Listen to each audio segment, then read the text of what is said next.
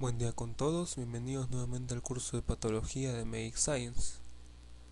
En esta ocasión, yo Sergio Valder Villanueva les voy a enseñar la clase de cicatrización, edema, hiperemia y congestión. Ya, cuatro términos muy importantes a reconocer en cuanto a lo que hablamos de la reparación celular. Ya, son distintos mecanismos de defensa que tiene el cuerpo. Vamos a especificar uno por uno. Son los cuatro temas que vamos a ver y comenzamos con lo que es la cicatrización. Antes de hablar de estas cuatro vías que tiene nuestro cuerpo para protegerse ante cualquier tipo de daño, distintos tipos de daño, tenemos que reconocer la diferencia entre lo que es una reparación y una regeneración. En cuanto a la reparación, hablamos en un sentido general el intento que hacen todos los tejidos para restablecer sus funciones normales. Por ende, si hay un daño estructural en la piel, si hay un daño en los vasos, si hay un daño en cualquier órgano, lo primero que va a tratar de hacer ese órgano o estructura afectada va a ser reparar el daño. ¿Para qué? Para volver a sus capacidades funcionales. Ejemplo, la piel. Al haber una herida en nuestra piel, lo primero que va a intentar hacer es repararla para seguir haciendo sus funciones, como la de protegernos, el seguir el control de la temperatura, hacer la barrera, ¿no? La primera barrera inmunológica. Sin embargo, la otra, la que es la regeneración ya condiciona a un tipo de reparación o una restauración con una restauración perfecta, aquí lo dice, ¿no? ¿De dónde? Proveniente de algo ya preexistente. En otras palabras, si es que hay un daño en ese lugar, lo que está sano va a empezar a multiplicarse y reponer o reparar lo que se ha dañado. Y esto se hace sin la presencia de ningún tipo de cicatriz. Esto solamente se va a observar en el hueso. En el caso de las fracturas, ¿no? Sabemos que en caso de las fracturas, todo lo que son las células del hueso van a empezar a multiplicarse y reparar ese daño y simplemente regenerar el hueso. Y igual en el hígado, sabemos que si es que nos quedamos con una porción del hígado, una proporción del hígado, este es capaz de volver a regenerar mayor cantidad de hepatocitos y hacer que el hígado crezca. Y es por eso la importancia y la facilidad que tienen los trasplantes hepáticos, ¿no? Por ese proceso de regeneración. Ahora, cuando hablamos de cierre de las heridas, ya estamos hablando del proceso de cicatrización. Y hablamos de tres tipos de cierre: el cierre primario, secundario y terciario. En cuanto al cierre primario, son aquellos en que las heridas van a ser selladas por medio de una ayuda externa, que sería una sutura simple, ¿no? Que son los distintos tipos de sutura que nosotros vamos a aprender en lo que es la cirugía menor. Un cierre secundario es cuando no necesitan ninguna intervención externa, o también se le llama intervención activa. ¿Ya? Es un cierre que se da espontáneamente, que es la mayoría de cierre que tenemos en nuestro cuerpo. Y tercero, es un cierre terciario que se puede conocer. En algunas literaturas ni siquiera existe el cierre terciario, ¿ya? En que se puede reconocer como cierre primario tardío, es en el cual algunas heridas, al ser tan profundas, puede demorar ese proceso de cierre, y bueno, de ahí su nombre. Y aquí vemos estas dos imágenes, ¿no? Acá tenemos dos tipos de lesiones, muy parecidas una con otra. La diferencia es que en la primaria estamos recurriendo a la ayuda de los nudos, ¿no? Un nudo en la parte superior que ayuda a unir la piel para facilitar el proceso de la unión y la cicatrización. En cambio, en el proceso secundario, la misma piel entra en un proceso de reepitelización, ¿no? Y sana, ¿no? Y se sana sola. Y aquí viene lo importante. ¿Cuáles son las tres fases que tiene la cicatrización?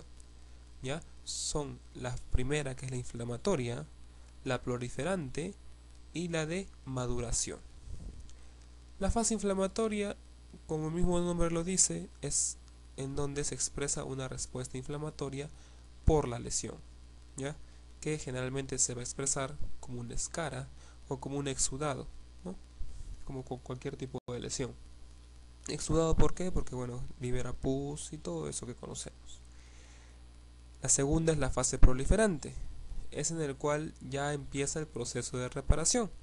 Reparación que puede ser por medio de una reepitelización, por medio de una síntesis de nueva matriz o por medio de una neovascularización o la suma de todo. Y la última fase es la fase de maduración, en el cual la cicatriz ya está formada, ¿no? La cicatriz ya está formada, pero va a empezar a contraerse. Va a formar lo que son enlaces cruzados de colágeno. ¿Para qué? Para contraer esa cicatriz y desaparecerla, ¿no?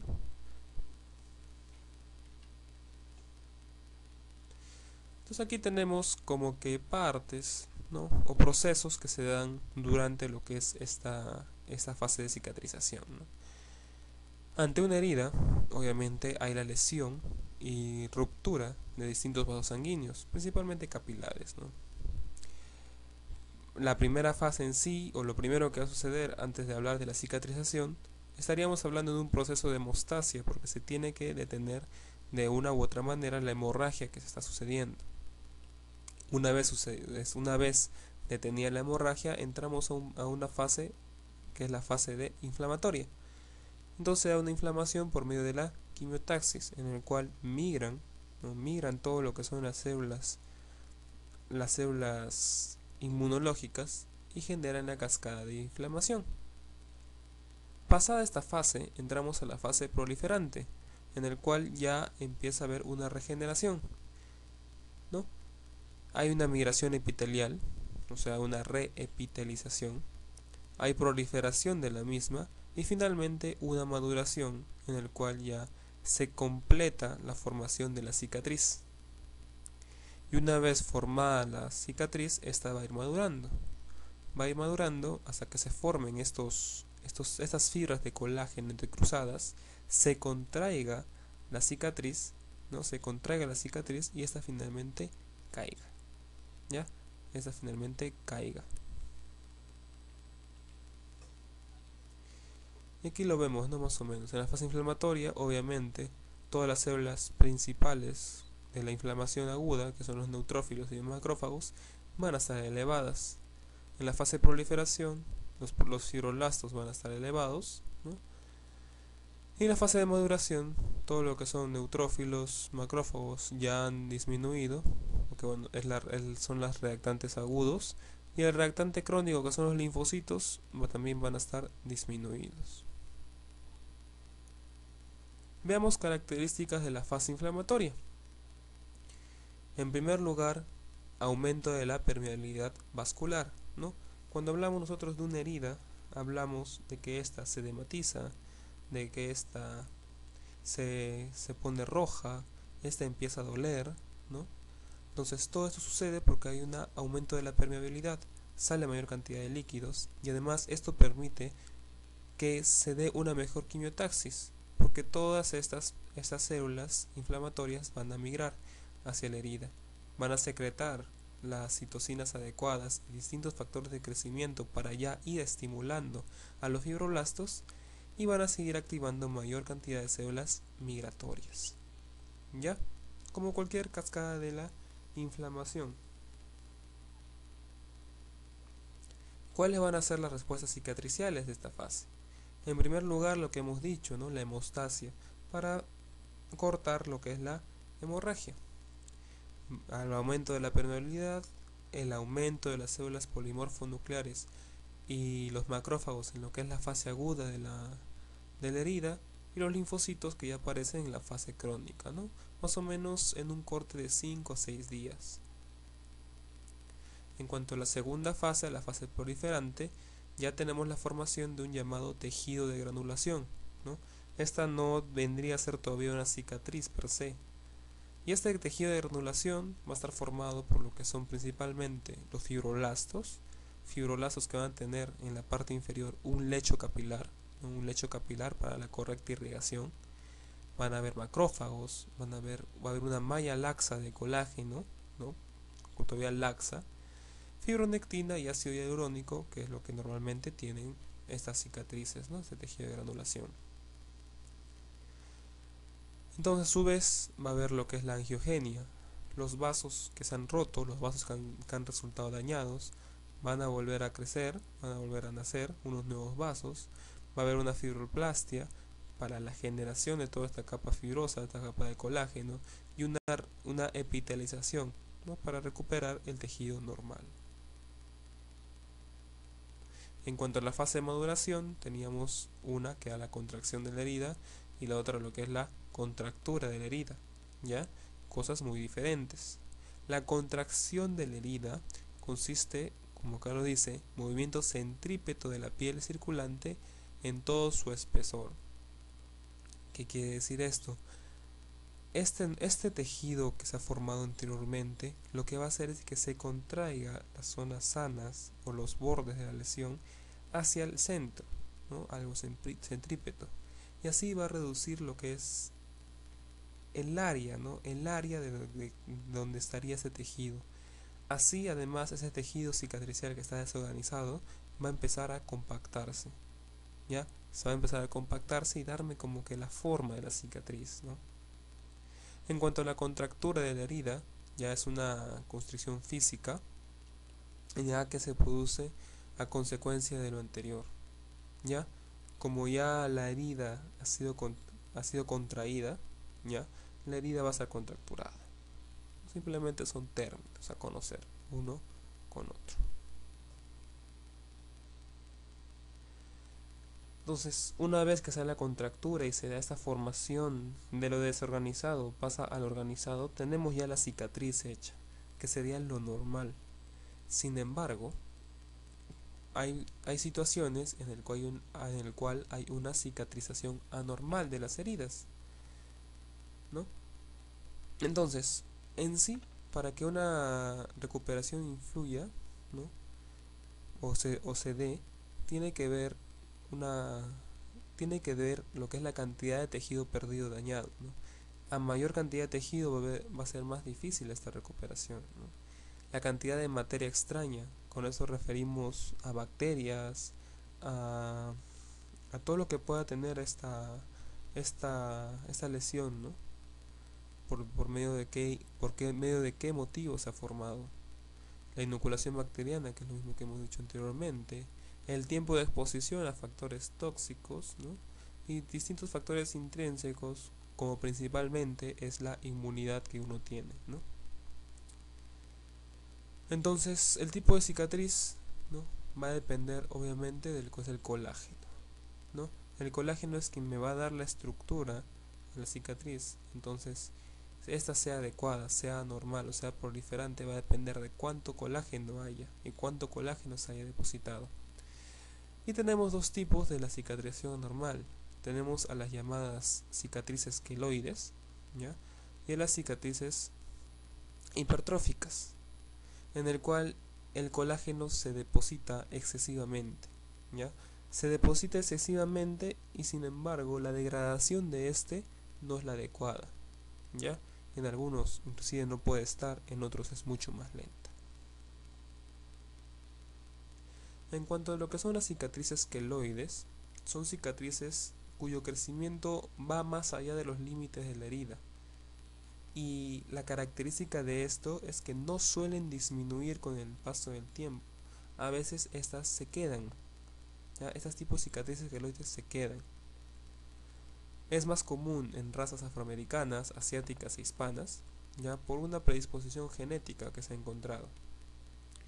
Zonas comunes donde se puede ver en las clavículas, extremidades superiores, incluyendo las manos, y todo lo que es la zona de la cara, ¿ya? Entonces, al ser una predisposición genética, hay personas que se les dice que tienen la llamada piel queloide. Eso significa que tienden a que sus cicatrices tengan esta forma, o sea, tengan una forma queloide. Por ello, esas personas tienen que tener un mayor cuidado, ¿ya? Un mayor cuidado al momento de al momento de manejarse.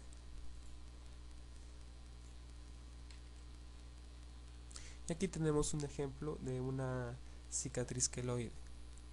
¿Ya? Miren, es totalmente más grande lo que es una herida, tiene un crecimiento excesivo y esta no remite. Realmente tiene que sacarse por medio de una cirugía y prevenir que vuelva a formarse de esta manera. Luego tenemos lo que son las cicatrices hipertróficas. Son cicatrices que, si bien es cierto, son más grandes del límite, ya son más grandes del límite normal de la piel, son aquellas que se limitan a lo que es el confín de la herida. ¿Ya? Si tenemos un raspón, esta va a ser, por así decirlo, de un mayor relieve, pero no va a crecer tanto como lo que es una queloide. Y la de otra diferencia con la queloide es que estas van a remitir espontáneamente. ¿Ya? ¿Por qué? Porque aquí la capacidad de degeneración del colágeno sigue intacta. ¿Ya? ¿Dónde se va a dar principalmente esas cicatrices hipertróficas? Se da en lo que son zonas de inflamación prolongada, ¿ya? Y donde el recubrimiento es insuficiente.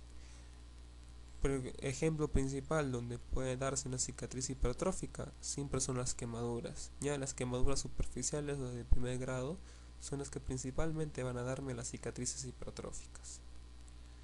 Que es la de acá, ¿no? O sea, esta lesión ha sido en esta zona, ha aumentado de relieve como se puede ver ahí, sin embargo no tiene un crecimiento excesivo como en la anterior imagen.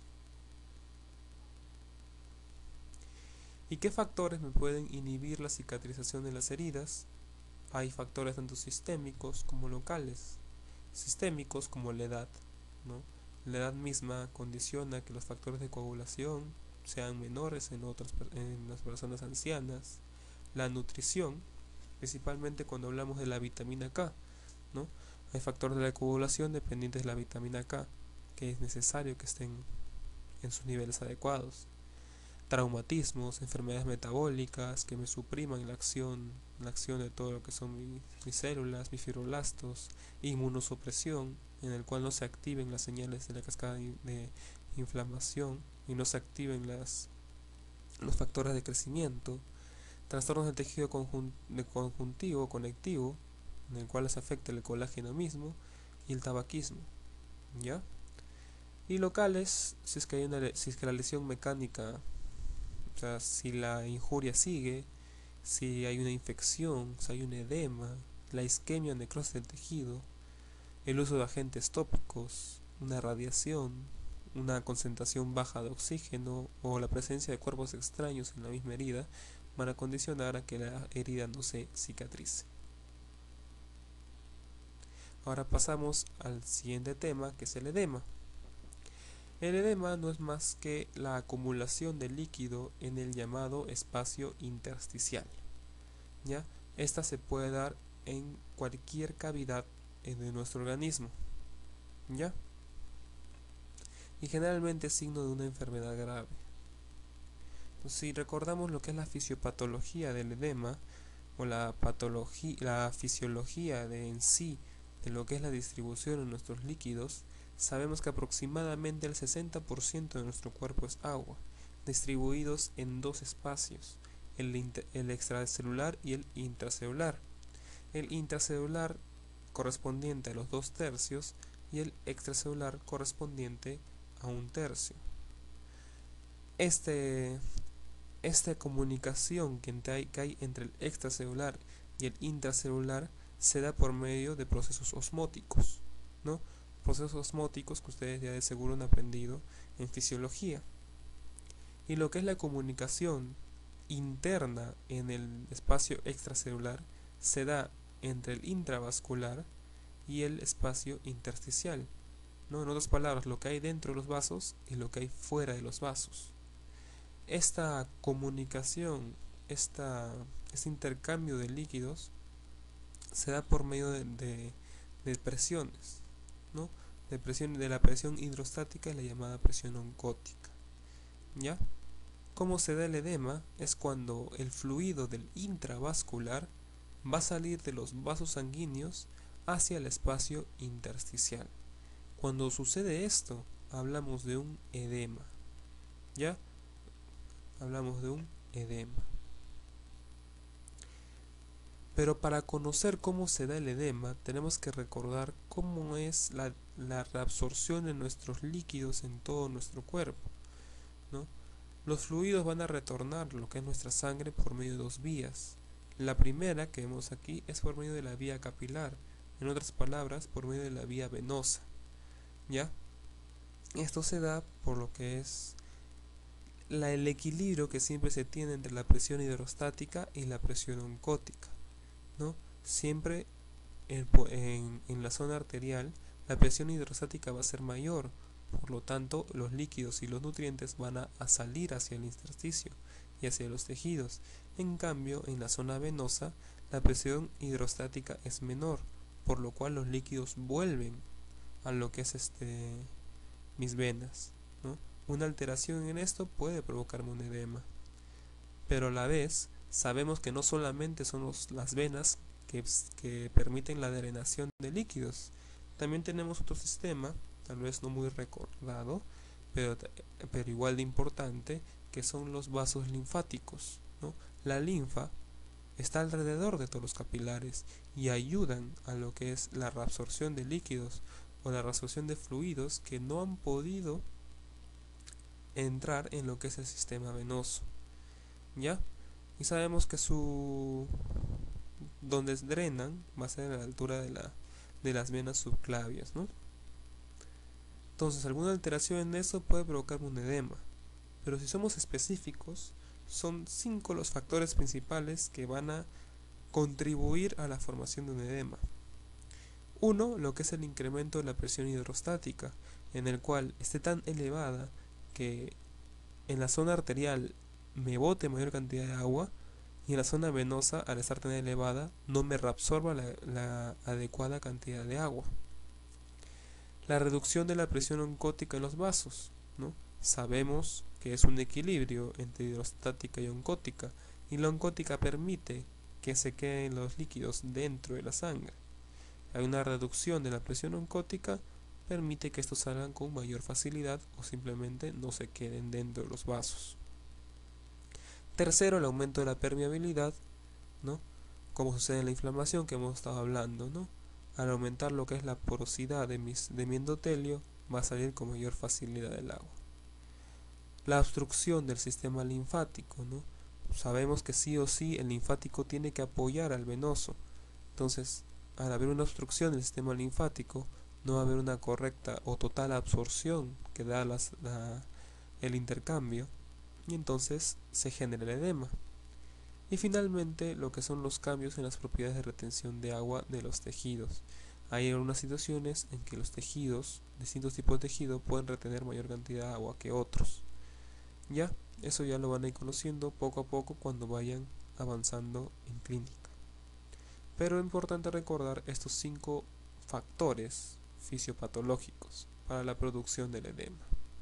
¿Ya? Y para acabar, vamos a hablar de lo que son los dos términos, que es la hiperemia y la congestión. Hiperemia y congestión, ambos términos me indican lo que es el aumento de volumen en un tejido. En otras palabras, que este tejido esté con mayor cantidad de sangre de lo normal. ¿Cuál va a ser la diferencia? La diferencia es que en la hiperemia es debido a una dilatación arteriolar. Por lo tanto, la cantidad de sangre arterial, como hemos hablado derecho, es mayor, ¿ya? Es mayor a lo que debería haber. Entonces hay una hiperemia, un exceso de lo que es esta sangre arterial y por ende un exceso de los glóbulos rojos. En cambio, la congestión es que ha habido una obstrucción en el flujo de las venas, ¿ya? Esta obstrucción en el flujo de las venas hace que el retorno venoso sea dificultoso y al ser dificultoso este se acumule hacia la parte posterior. Entonces tenemos un aumento de lo que es la sangre venosa. Entonces esa sería la diferencia entre hiperemia y congestión.